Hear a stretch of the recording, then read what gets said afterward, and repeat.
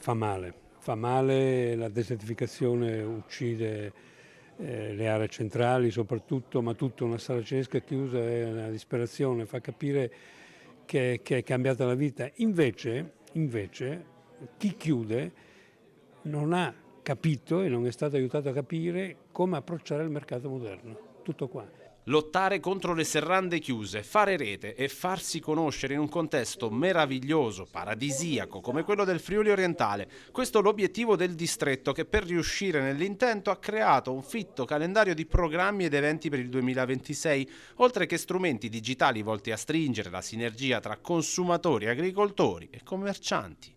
Il programma che stiamo per fare, che abbiamo varato oggi, dice proprio questo. Intanto un piano di eventi annuale. Incontriamo queste persone negli eventi, ci facciamo conoscere, installiamo una relazione, ma poi li vogliamo portare anche nel nostro punto vendita. E qui c'è il passaporto digitale, che sarà lo strumento per consentire a chi ci trova qua là in una villa o in una piazza a fare dei ragionamenti, di ritrovarci e anche di essere aggiornato sulle meraviglie che via via i nostri imprenditori sapranno inventarsi. Capofila del distretto del Friuli orientale è Pavia di Udine, rappresentata dal primo cittadino, Beppino Govetto.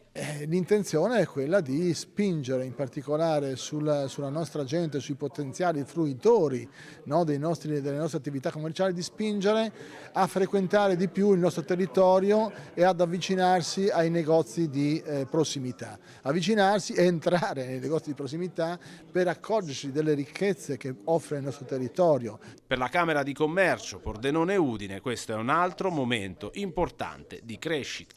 I distretti sono nati per volontà della Regione, possono fare qualcosa, questo è un problema che riguarda praticamente tutti i paesi europei, in modo particolare l'Italia che ha una forte antropizzazione commerciale, ma è indubbio che se non teniamo presente che il modello di consumo è totalmente cambiato rispetto a anni addietro, non capiamo neanche le dinamiche che stiamo vivendo all'interno dei nostri paesi, delle nostre città.